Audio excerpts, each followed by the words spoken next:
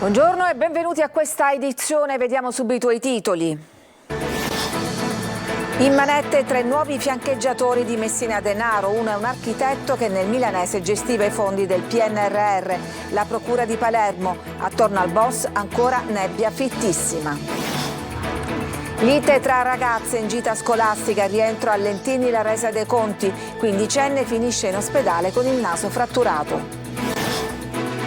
Sotto il mare di Gela un imponente giacimento di gas naturale, si lavora all'impianto di trivellazione, entro l'estate fornirà il 40% del fabbisogno italiano. Il leader dei Verdi Bonelli ribadisce a Messina il suo no al ponte, il progetto stravolgerà la città.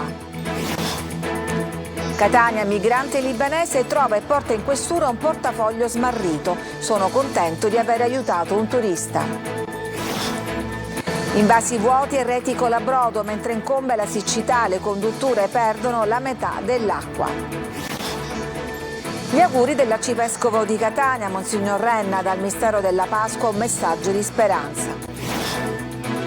Calcio, domani l'anticipo contro il Giuliano, il Catania cerca una scossa al suo campionato, ma la zona play-out è sempre più vicina.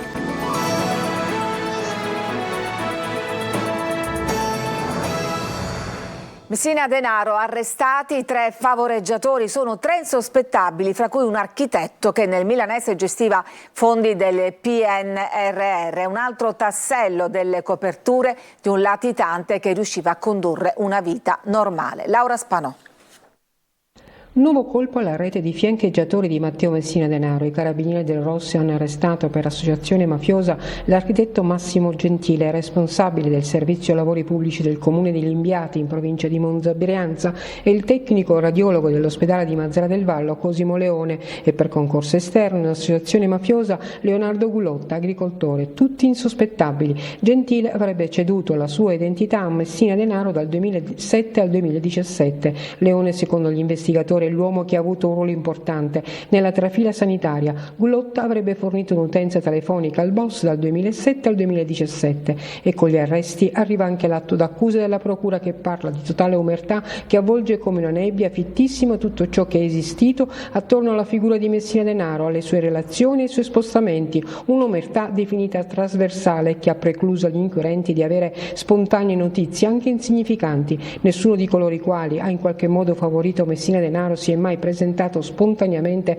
alle forze dell'ordine. Il boss si era infatti costruito attorno a una rete di persone che gli era completamente devota, anche sapendo che una volta scoperti potevano finire in carcere. Gli investigatori ancora oggi lavorano sulle migliaia di documenti e pizzini ritrovati nell'ultima abitazione di Messina Denaro, in vicolo San Nicola a Campobello, ma l'atto d'accusa della procura di Palermo non risparmia medici e operatori sanitari, da cui gli inquirenti lamentano di non avere ricevuto aiuto. Così, se per un paziente normale accedere a qualsiasi servizio sanitario in Sicilia è un problema insormontabile, ad un latitante stragista era consentito di poter usufruire del sistema sanitario nazionale, di quello Stato che lo cercava da 30 anni, avere corsie privilegiate e godere di assistenza immediata. Lite tra ragazze durante una gita scolastica alla resa dei conti, al rientro in città a Lentini la vittima finisce in ospedale con il naso fratturato. Francesco Aloi. Avevano scelto il centro per chiarirsi, poi però è finita male. Nessuna pace, anzi. E così tra 2 quindicenni di Lentini è scoppiata la lite. Ma ancora non si sa molto. Pare che le 2 ragazze fossero compagne di classe. Sarebbero state in gita, qualche parola di troppo e poi al ritorno la decisione di incontrarsi. Una discussione dove a parlare però sarebbero state le mani. Una delle 2 avrebbe avuto la peggio, naso fratturato, unghie delle mani saltate e ciuffi di capelli a terra. Violenza che Lentini condanna, anche se non tutti vogliono parlare. Le atti di delinquenza ormai se ne contano a non finire mai. Quindi. Ma condanni questo gesto? No, io sono contro, perché per me per instaurare un rapporto, l'amicizia oppure la buona educazione è il primo di tutto. La notizia sta rimbalzando su giornali e social, ma la vittima dell'aggressione non ha ancora sporto denuncia. La polizia infatti sta indagando quasi alla cieca per capire cosa è accaduto veramente. Dal mare di Gela lo sfruttamento di un ingente giacimento di gas in via di completamento i pozzi e l'impianto di trattamento. Tra qualche mese la produzione coprirà il 40% del fabbisogno nazionale. Gerri Italia.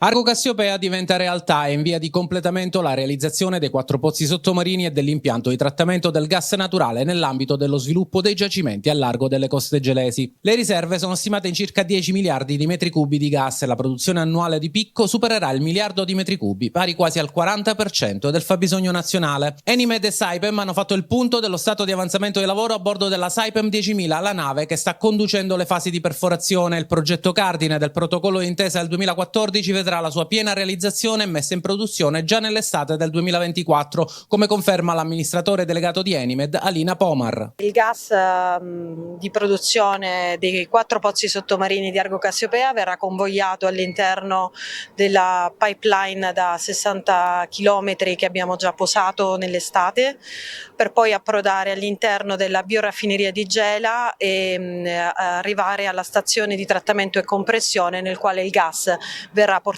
a specifica SNAM per poi poter entrare nella rete nazionale, contribuendo con una portata attesa di picco di 1,5 miliardi di metri cubi annui. È un progetto che noi amiamo definire a chilometro zero, che consente di sviluppare delle risorse nazionali, contribuendo in parte ovviamente alla crisi energetica e sicuramente uno step importante nella transizione energetica che stiamo vivendo. L'avvio dell'impianto consentirà al territorio di recepire le royalties estrattive grazie alla nuova disciplina recentemente approvata all'ARS sulle estrazioni offshore.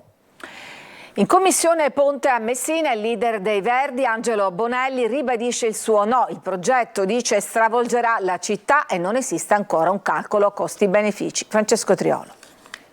Perplessità, dubbi, la preoccupazione che il ponte sullo stretto stravolga il tessuto dell'intera città per i prossimi decenni. La presenza del portavoce di Europa Verde, Angelo Bonelli, a Messina in audizione davanti alla commissione Ponte del Comune è stata l'occasione per portare la voce del popolo dei contrari nell'aula consiliare. Bonelli ha sottolineato come non esiste un'analisi costi-benefici dell'opera, ma che si sta andando avanti alla carlona con la delineazione di un rapporto che legherà lo Stato al consorzio Eurolink per i prossimi anni, tutto a spese dello Stato italiano. Bonelli ha anche evidenziato come ancora non vi sia stata alcuna risposta alle 68 osservazioni fatte sul progetto. Gli atti sono tenuti riservati, ha detto, e noi siamo pronti a presentare un esposto all'Unione Europea. Intanto però lavora all'integrazione di quello presentato alla Procura di Roma e sul quale è stata aperta un'inchiesta. Un messaggio chiaro Bonelli lo ha lanciato all'amministratore delegato della Stretto di Messina, Pietro Ciucci. Noi andremo avanti in maniera molto determinata, non lasceremo senza respiro, io glielo dico a Ciucci, mi dispiace ma sarò il suo incubo da questo punto di vista, lo dico con molta serenità e rispetto, perché le vere priorità della Sicilia sono altre. Salvini sta facendo una grande forzatura e si sta prendendo una grossa responsabilità, ha aggiunto Bonelli. Al suo fianco c'era la responsabile trasporti di Sinistra Italiana Maria Campese, che invece ha evidenziato come Sicilia e Calabria abbiano la necessità di potenziare le infrastrutture viarie interne per una mobilità vera. Il ponte senza queste diventa inutile, ha detto.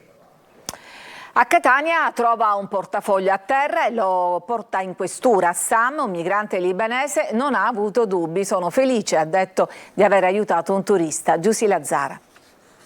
Tutto in un attimo, trova un portafogli con denaro e documenti a terra in piazza Duomo a Catania.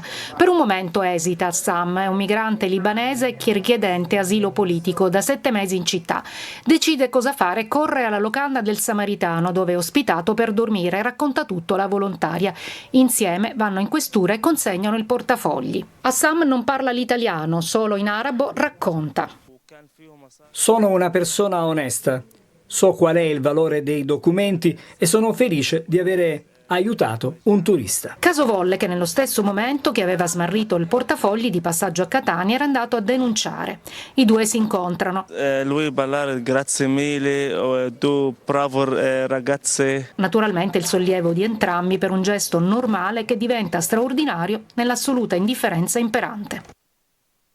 La siccità incombe pure in Sicilia, in particolare a Palermo metà dell'acqua erogata si disperde, uno spreco paradossale se si considera che gli invasi siciliani sono semivuoti. Marco Gullà.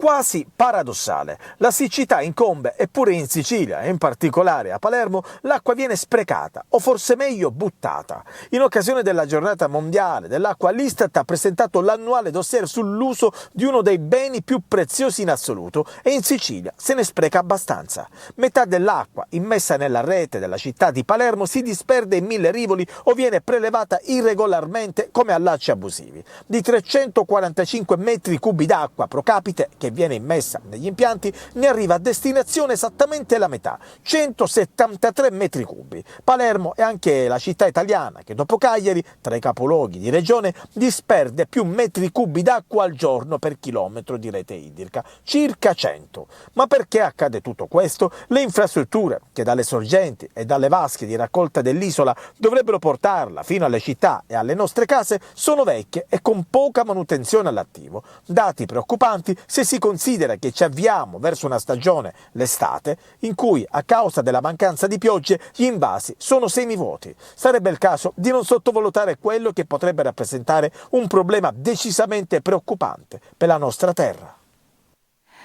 Palermo, 18 persone, fra loro 14 minorenni, sono state denunciate per gli scontri che si sono verificati in diversi punti della città nei giorni delle vampe di San Giuseppe. Gli indagati erano organizzati in modo quasi militare in previsione di possibili scontri. Dalle immagini in possesso degli investigatori che state vedendo si nota infatti la divisione dei ruoli tra chi lanciava sassi e bottiglie, chi aveva il compito di accendere le vampe e chi invece riforniva di molotov e sassi. Nel corso degli scontri sono rimasti feriti 3 poliziotti ed un carabiniere.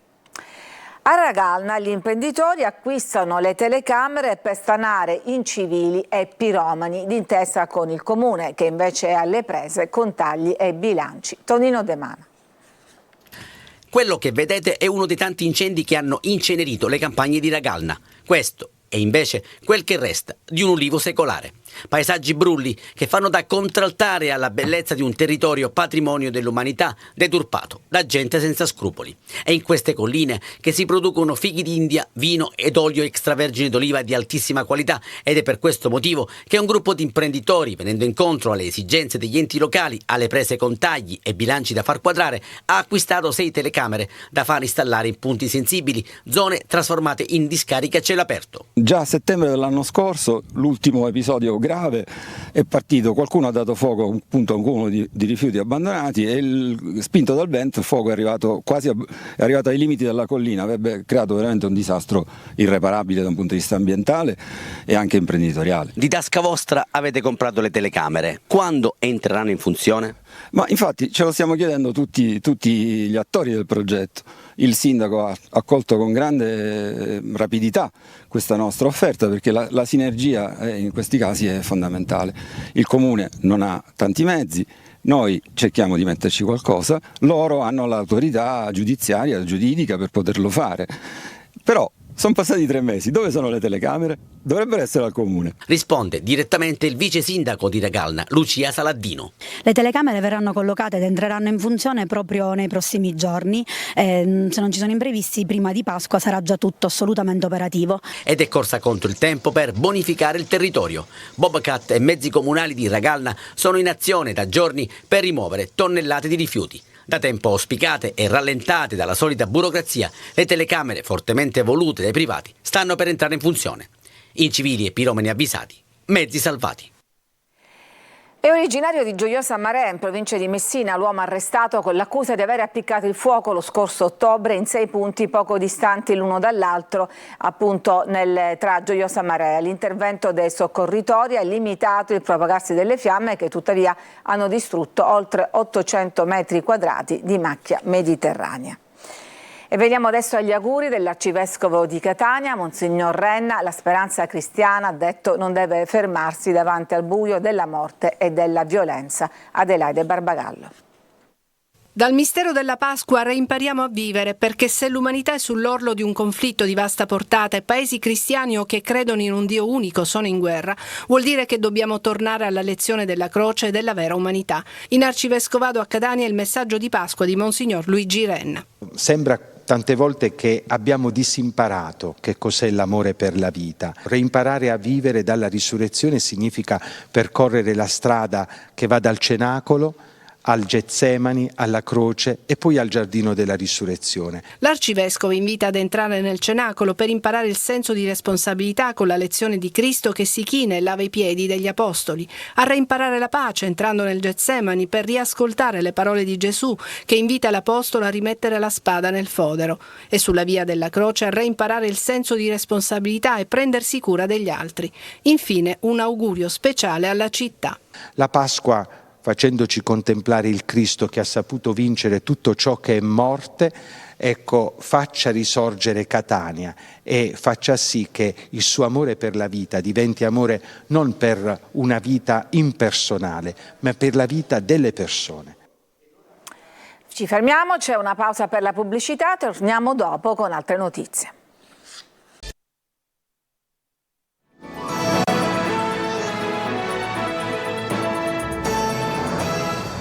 Ad Agrigento, nella cattedrale di San Gerlando, è andato in scena il pianto della Madonna di Jacopone da Todi, che descrive le ultime fasi di vita di Cristo. Tra gli interpreti, l'attrice siciliana Ester Pantano. Sentiamo Davide Sardo. La settimana santa agrigentina è anche artistica, tra rappresentazioni teatrali evocative e suggestive. È il caso del pianto della Madonna, una lauda drammatica di Jacopone da Todi. È stata in scena nella cornice normanna della cattedrale di Agrigento, intitolata al patrono San Gerlando. L'iniziativa, ai piedi della croce, è stata promossa dal MUDIA, il Museo Diocesano Agrigentino. Il pianto della Madonna si focalizza non tanto sul patimento del Cristo negli attimi prima della morte, ma sulla sofferenza della Madre Maria, la sua passione nell'assistere alla morte del figlio accettando la volontà di Dio. Tra gli interpreti dello spettacolo anche la nota attrice siciliana Ester Pantano, reduce dal successo della fiction Macari. Approfitto per parlare delle madri palestinesi e di questo periodo e quindi di quello che sono, come se fossero veramente tante Madonne, come se questa perdita di figli continua deve assolutamente cessare, i figli della nostra terra, i figli in generale di tutto il mondo, e quindi stop al genocidio. Ho raccolto una parte molto pesante, insomma, è un ruolo che sicuramente doveva essere fatto con misura e dignità e anche soprattutto umanità. Quindi noi abbiamo impostato lo spettacolo proprio, la rappresentazione proprio sottolineando questo aspetto umano della Madonna. Nessuna glorificazione astratta della morte di Cristo, ne emerge invece tutta la sua umanità che gli attori hanno reso bene in evidenza. All'evento un numeroso pubblico, compreso l'arcivescovo Alessandro Damiano.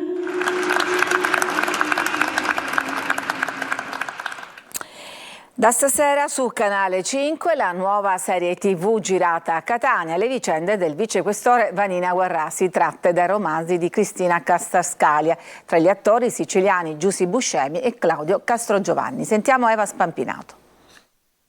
Mi chiamo Vanina Guarrasi, vicequestore Vanina Guarrasi. Agatino, buongiorno. Buongiorno dottoressa. Da Palermo a Catania per fuggire da un passato complicato e da se stessa, Vanina Guarrasi è la protagonista della nuova fiction Mediaset che debutta questa sera in prima serata su Canale 5 e con la sicilianissima Giusy Buscemi protagonista è anche Catania, sempre in primo piano fin dal titolo della serie, Vanina, un vicequestore a Catania.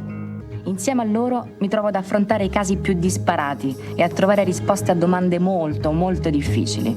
Dopo Montalbano, Macari, Squadra Antimafia, la Sicilia torna sul piccolo schermo con una nuova serie tra giallo e poliziesco. 4 puntate tratte dai bestsellers di Cristina Castascalia. 4 mesi di riprese sotto il vulcano hanno fatto del capoluogo etneo un vero coprotagonista.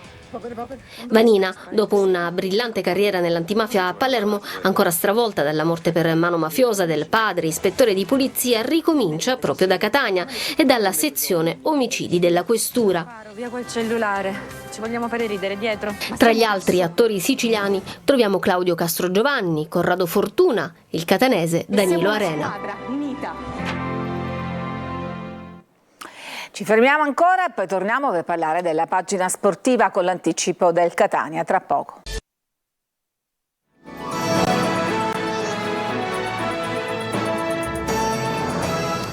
Ed eccoci alla pagina sportiva, al calcio. Domani l'anticipo contro il Giuliano, che Catania, che attualmente è in ritiro, cerca una scossa al suo campionato. Il momento è complicato, la zona play-out è sempre più vicina e occorre una vittoria per evitare qualsiasi pericolo. Francesco Triolo. Il momento di stare uniti, di superare errori e risultati negativi. Il Catania vuole, anzi deve ripartire e deve farlo nel silenzio di un Massimino che domani sera sarà deserto per via della squalifica. Contro il Giuliano i rossazzurri non possono più sbagliare. La sconfitta di Torre del Greco ha dimezzato il vantaggio sul quintultimo posto che porta ai play-out e che vanificherebbe il percorso in Coppa Italia con la finale di ritorno ancora da giocare. Il vicepresidente Vincenzo Grielli è stato chiaro: occorre non rassegnarsi, ma anzi che gli errori siano una spinta in più. Quello che Zeoli sta cercando di far capire anche alla squadra, che vuole ritrovare quella serenità che sembra smarrita. Il tecnico sta lavorando anche per ritrovare una continuità di gioco che non ha quasi mai espresso la squadra fin qui. Quello che la società chiede: quando mancano 5 gare alla fine della stagione regolare, c'è ancora tempo per un sussulto d'orgoglio. Sul fronte formazione è difficile possa essere l'11 titolare Chiricò, protagonista di un diverbio con Zeoli, che deve dosare anche le forze di Carmine e Cicerelli in vista della partita contro il Padova. Probabile che dal primo minuto giocherà Peralta come trequartista dietro le 2 punte. Tutto dipende però dal modulo che Zeoli utilizzerà, se il 3-4-1-2 oppure il 4-3-3. In quel caso potrebbe agire da mezzala con una chance anche per Chiarella. Il dubbio principale, insomma, sarebbe solo la scelta dei 2 mediani. Serve uno scatto d'orgoglio, come detto, e di carattere per il Catania, e questo è il momento in cui deve farlo. E Camillo Placì, il nuovo allenatore della Saturnia, la società castellese, comincia a svelare le sue carte per la prossima stagione, nella quale sarà impegnata nel campionato di Serie A2 con l'obiettivo di ritornare in Superlega. Arriva così un allenatore di livello internazionale che nella sua carriera ha conquistato tanti trofei ed è già al lavoro con il direttore sportivo Piero D'Angelo per formare il nuovo roster.